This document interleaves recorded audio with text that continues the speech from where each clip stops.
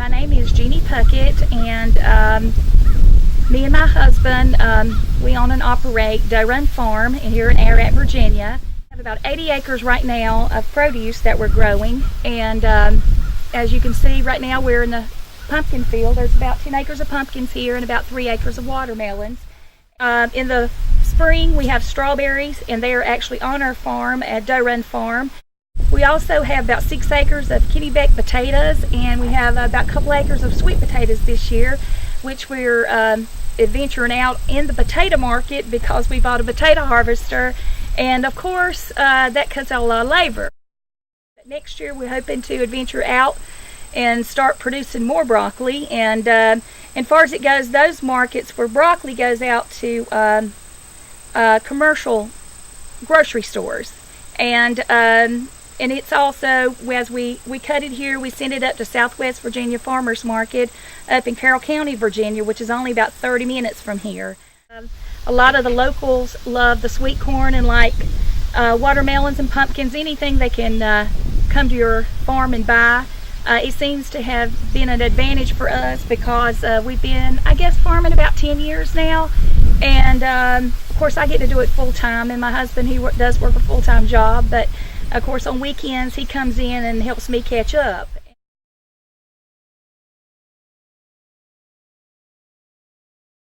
Our corn maze opens up at the end of September, and it will run through the first weekend in November. This is our 8th year to do the corn maze. The corn maze has attracted thousands here in Patrick County.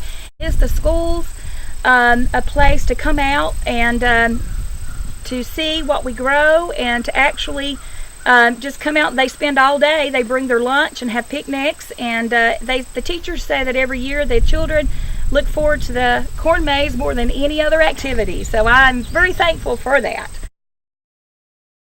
I think that the freshness that you get from the farm is the way to go, and I know that's what's sold and helped us grow as far as it goes as retailers, which we do at our corn maze a lot, and a lot of people come to our home and buy our produce because they've tasted that freshness and they see the difference, and they never knew that, just like I didn't know. And so anyway, I think it is a lot better for you, and I think the more local you can get your produce, the better off you are.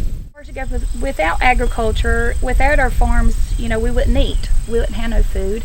We'd have to depend on foreign sources, I'm sure, for that food. We do enjoy farming. It's a lot of hard work, but it just seems so rewarding, and there's just a peace that you get.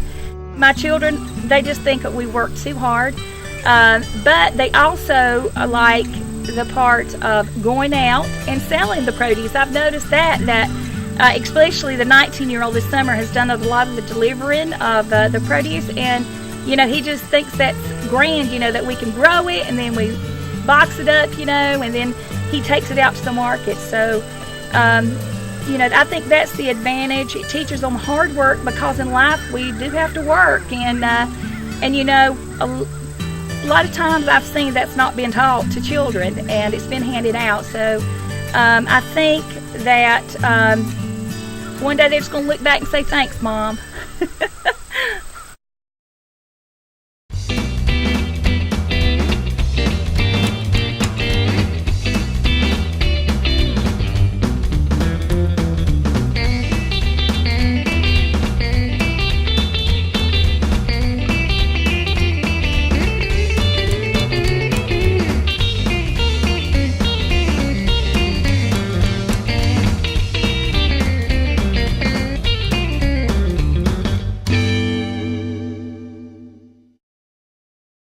Hello and welcome to Mulberry Farm. At Mulberry Farm it's primarily a water buffalo operation. This is Lisa Wallace is my wife. My name is David Wallace, and the real bosses of the farm are William and Robert. This is our 2 boys, William and Robert Wallace, and Lisa's gonna... Well, my brother's lived in Patrick County for almost 30 years, so we've been visiting regularly, and we wanted to find a place where we could build our own house with a small farm, and in England this is very, very expensive. So we thought about coming here. It's a beautiful part of the world, and it's not very heavily populated, and people are really, really friendly. We think it's a wonderful place to raise our boys. It's safe. We feel that most of the time we know where they are. There's so much of interest to them. They now know so much about animals. They know where eggs come from, where chickens come from. They know where carrots come from. They know about having to feed animals regularly and develop a sense of responsibility.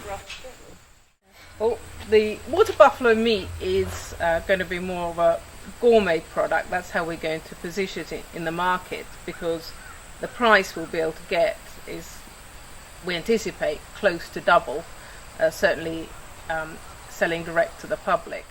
However, we've had such a huge response from the people we know locally, all of whom will be interested in at least sampling some of the water buffalo, and hopefully they'll get a taste for it.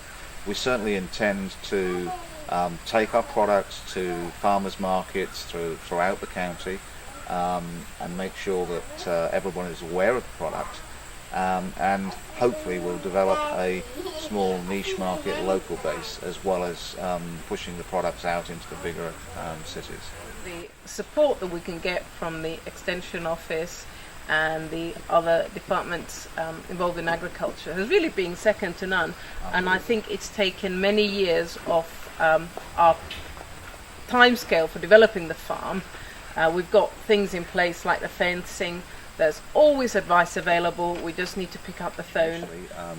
We signed up for the CREP program, and that helped us with fencing out the streams, and providing some cattle waterers in areas we were then preventing animals getting into the streams. And building on the back of that, we entered into the EQIP program as well. The results of combining those two programs is that we've split the 62 acres up into 8 fields, and they all now have waterers in central locations, so that we can further subdivide those with temporary fencing, making roughly 2-acre paddocks that we can very effectively rotationally graze. We've owned this place for nearly 4 years now, and lived here for nearly 3, and hope to be here for another 33.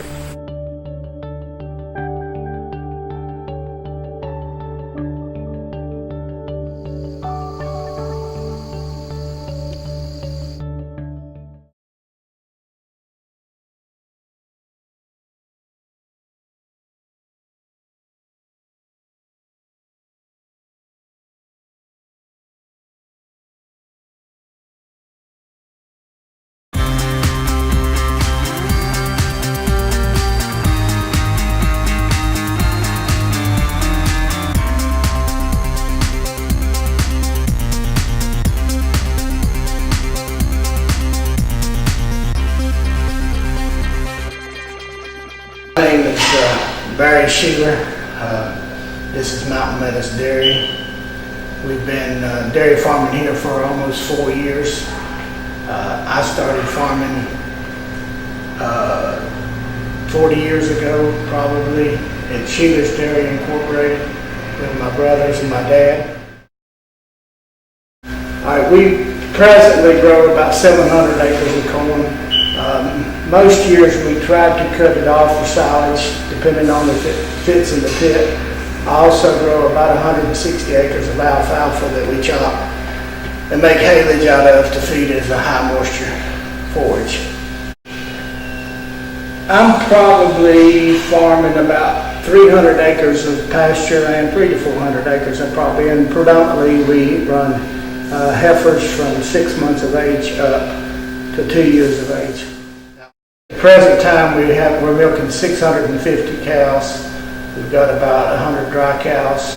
When I was a boy, if you had a cow that gave 80 pounds of milk a day, which is a little over 9 gallons, you thought she was something special. But in general, dairying is, it's very difficult to produce a lot of milk and make a profit.